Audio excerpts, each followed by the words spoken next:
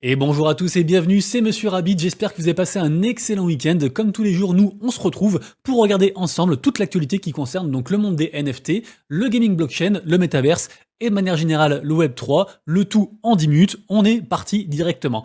Et bien sûr, si vous kiffez le contenu que je fais tous les jours, n'hésitez pas à supporter la chaîne, à me soutenir en vous abonnant, en activant la cloche, en laissant un petit commentaire et le petit pouce en l'air aussi. Je sais que ça fait beaucoup de choses, mais si vous faites ne serait-ce qu'un quart des trucs, ça m'aide énormément. Donc vraiment, merci beaucoup à vous.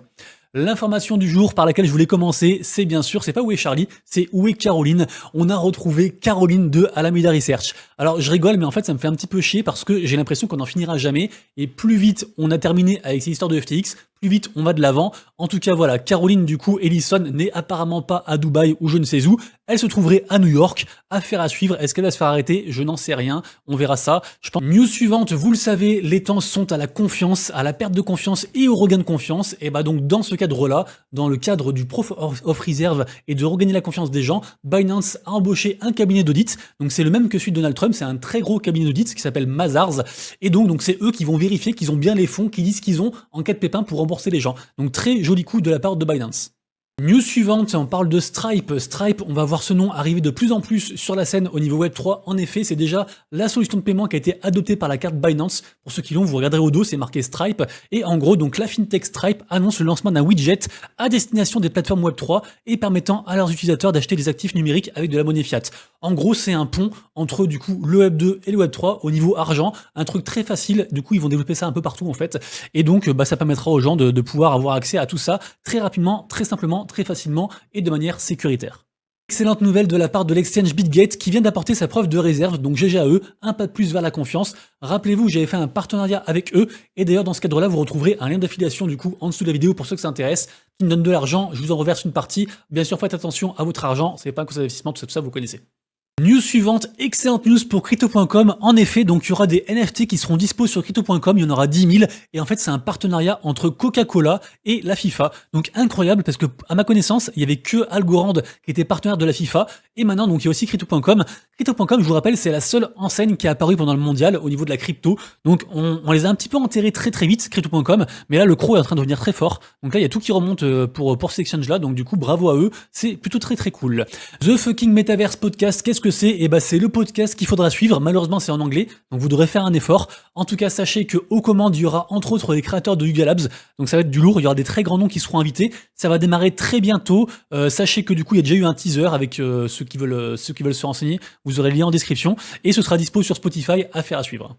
Je sais pas si vous le saviez, mais l'Angleterre a gagné la Coupe du Monde de football en 66. Et bah là, on a un des joueurs qui était dans cette équipe-là, en fait, un des derniers qui est vivant, qui fait une très belle initiative NFTisque. En effet, donc c'est Sir Geoff Hurst qui va faire une collection NFT. Elle a déjà commencé à être vendue. D'ailleurs, il y a un petit bout qui a été vendu. La prochaine, la suite de la collection va être vendue le 18 décembre 2022, si jamais. Et en fait, c'est des moments un petit peu de mémoire, en fait, de sa carrière. Et ce qui est très intéressant, GG à lui, franchement, parce que, en fait, les gains de la vente seront reversés à deux assos qui luttent contre la maladie d'Alzheimer. Donc vraiment, bravo à lui.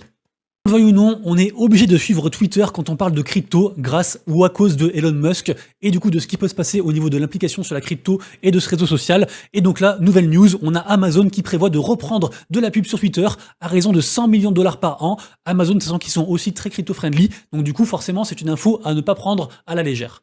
J'en parle régulièrement, mais vraiment bravo à eux parce que Reddit, ils font un taf monstrueux au niveau de l'adoption mainstream des NFT. En effet, je vous le rappelle, ils ont lancé sur Polygon en fait des avatars, des NFT avatars, sauf que les gens en fait, ils ont présenté ça aux gens en mode c'est des collectibles. Du coup, il y a plein de gens qui ont créé des wallets et tout et qui ont pris en fait ces collectibles qui sont en fait des NFT et donc ça fait exploser des records. Et là samedi, ils ont encore fait un autre record. Il y a plus de 255 000 avatars, donc 255 000 NFT qui ont été mintés. Donc c'est vraiment incroyable et du coup donc ça nous donne plus de 4,4 millions de NFT qui ont été mintés depuis qu'ils ont lancé leur collection, donc vraiment incroyable.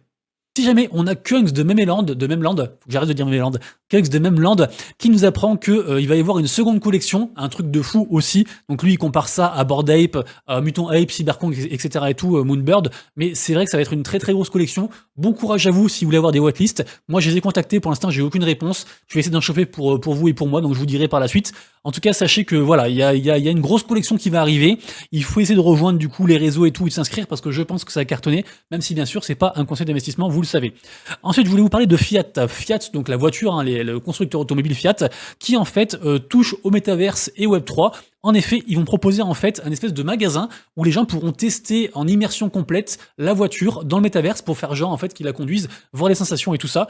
Donc vraiment vraiment cool. Je trouve que c'est un partenariat vraiment très chouette. Et voilà ce que je voulais vous dire. Ah oui, il y a aussi Microsoft qui a investi dedans pour la technologie du coup, qui est embarquée dans ces appareils-là. Donc vraiment bravo à eux. Projet qui fait beaucoup parler actuellement, c'est celui de Animal Concert. Animal Concert, qu'est-ce que c'est? C'est un projet NFT qui veut relier en fait les artistes avec la commu au travers de concerts métaverse, de goodies, de je sais pas, de trucs dédicacés par exemple, de choses comme ça. Ils ont déjà pas mal d'artistes dans leur corde, hein, enfin dans leur filet. Ils ont Snoop Dogg, ils ont Alicia Keys, ils ont pas mal de monde avec qui ils collaborent. Et en fait là actuellement ils sont en train de faire une très grosse opération de com. En effet, les gens qui auront acheté un NFT entre le 30 novembre et le 30 décembre vont participer à une loterie et un gagnant va remporter une voiture qui vaut 25 000 $. Voilà, donc plutôt pas mal. CryptoPunks qui sont affichés juste à côté d'une œuvre d'Andy Warhol. Voilà, juste ça à dire. Vous savez que CryptoPunks, qui ont été rachetés par Yuga Labs, ils veulent vraiment s'inscrire dans une démarche d'art, d'objet d'art en fait. Ils veulent faire tout un pendant comme ça. Donc voilà, donc ça s'inscrit là-dedans en fait. Donc vraiment bravo. Je trouve ça très chouette. Le tribunal chinois, vous savez que les cryptos sont interdites en Chine. Et bah en fait, la Chine a séparé les cryptos et les NFT. Et donc ils autorisent les NFT. En fait, ils disent que les NFT sont des biens virtuels qui sont donc protégés par la loi. Du coup, article en description, c'est très intéressant. Et on voit bien qu'il y a une vraie dichotomie en fait entre les NFT et la crypto. Et c'est compliqué de jongler entre les deux parce qu'il y a quand même beaucoup de liens entre les deux. Mais le Shiba Inu a menti. En effet, la semaine dernière, ils avaient annoncé un partenariat avec la WEF. Donc la WEF, c'est le Forum économique mondial. Et en fait, eux, ils bossent avec plus de 100 boîtes, genre Animoca Brands, Yuga Labs, tout ce que vous voulez. Ils bossent en fait sur la ligne de conduite à tenir par rapport au métaverse mondial, ce qu'il faut faire, ce qu'il faut pas faire, etc. Et donc en fait, ils avaient dit qu'ils bossaient avec eux, et eux, ils ont démenti. Ils ont dit, la WEF, ils ont dit non, c'est faux, on bosse pas avec eux. Du coup, méfiez-vous quand il y a une grosse hype comme ça, méfiez-vous toujours. Bien sûr, il faut toujours prendre du recul par rapport aux infos qu'on reçoit. Si je vous dis Quadra Kill de XPK, les amis, on est de retour en 2011. Fnatic est champion du monde de LoL. Depuis, ils ont fait leur preuve. C'est une boîte gaming e-sport incroyable et ils font de plus en plus de partenariats avec des acteurs du Web3. Donc c'est impressionnant, sachant que du coup, dans leur soutien, ils ont donc Crypto.com, ils ont L'Oréal, ils sont aussi dans le Web3, ils ont BMW qui sont aussi dans le Web3. Et là, du coup, ils font de nouveau encore un partenariat avec du coup une boîte qui est un capital risque qui investit beaucoup dans tout ce qui est Web3. Donc ça s'appelle Eve Mind Capital. Donc vraiment, il faut garder un œil sur Fnatic.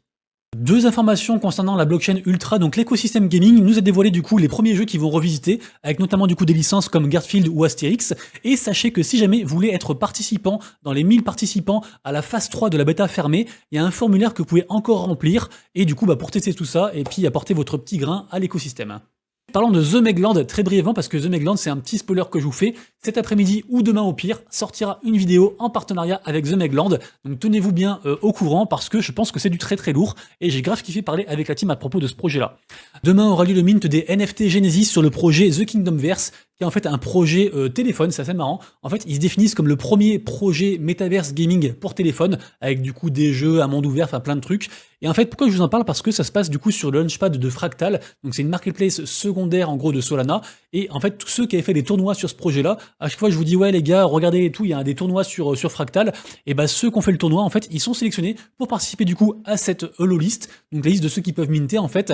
Et du coup les amis, renseignez-vous bien sur que ce soit sur Community Gaming ou sur Fractal. Il y a souvent des tournois intéressants à faire et je trouve que c'est un bon projet, donc c'est un truc à suivre. Ensuite, parlant de Illuvium, ils ont fait un partenariat avec Polka Starter. Polka Starter, c'est ceux qui font les Game Free Awards, pour ceux qui ne savent pas, dont on parle régulièrement, vous pouvez voter, vous avez encore, je crois, 15 décembre pour voter, parce que la cérémonie sera le 15. Et donc, ils ont fait un partenariat, donc il y a différentes quêtes à faire, et on peut gagner pas mal de choses, notamment, du coup, des claviers, des souris, des casques, plein de trucs, en fait. Super intéressant. Et n'oubliez pas de participer également au calendrier de l'Avent Illuvium, il y a pas mal de choses à gagner. Pas mal de quêtes à faire tous les jours. Moi, vous voyez que j'ai 800 points ici. Avec ça, on peut acheter du coup des tickets de loterie pour gagner pas mal de choses. Et ensuite de Moar. Moar, c'est la marketplace officielle du Move to Earn Stephen. Et bah, ils vont faire leur premier launchpad. Très intéressant. Donc, du coup, sous forme de tickets achetables avec du GMT. Et en fait, là, dès maintenant, les gens peuvent voter en bloquant du coup des GMT pour tel ou tel projet. Et le projet qui va gagner, en fait, qui terminera premier, sera le projet du launchpad. Donc, affaire à suivre. Ça commence dans 3 jours. Je vous rappelle qu'aujourd'hui démarre du coup le partenariat entre Cosmo 2016 et puis Legends of Venari. Donc Cosmo c'est Snoop Dogg et puis Venari c'est un jeu Pokémon. Il y a pas mal de choses à gagner, pas mal de bounty aussi à gagner si jamais. Donc très intéressant. Lien en description pour ceux qui s'intéressent. Et je crois que j'ai encore des comptes à donner. Pour ceux qui veulent jouer gratuitement, je peux leur donner des comptes en tant que scholarship. Également aussi pour Axie Infinity, je voulais vous en parler aussi. Et d'ailleurs, je pense que c'est ça qui a fait pump la XS, parce que on a eu plus d'infos sur le mode gouvernance, sur la décentralisation de Axie Infinity, et du coup, donc notamment le fait de voter via la XS. La XS, je pense, a très bien réagi, donc je pense que c'est concomitant avec le pump du BTC, et plus ces bonnes news là, ça fait plus 25%. Là, ça a descendu un petit peu. Du coup, Axie, c'est pas un projet qu'il faut jeter, hein. C'est un truc qu'il faut bien retenir, vraiment. Axie, c'est loin d'être fini. La vidéo du jour est terminée, j'espère que ça vous a plu. Si c'est le cas, lâchez un petit pouce en l'air, abonnez-vous. Nous, on se retrouve très bientôt donc pour la prochaine vidéo avec Megland. Et sinon pour les vidéos sur les actus NFT, Play to Earn et Metaverse. Et d'ici là, bien sûr, prenez soin de vous, de vos proches et de vos wallets. C'était Monsieur Rabbit. Ciao!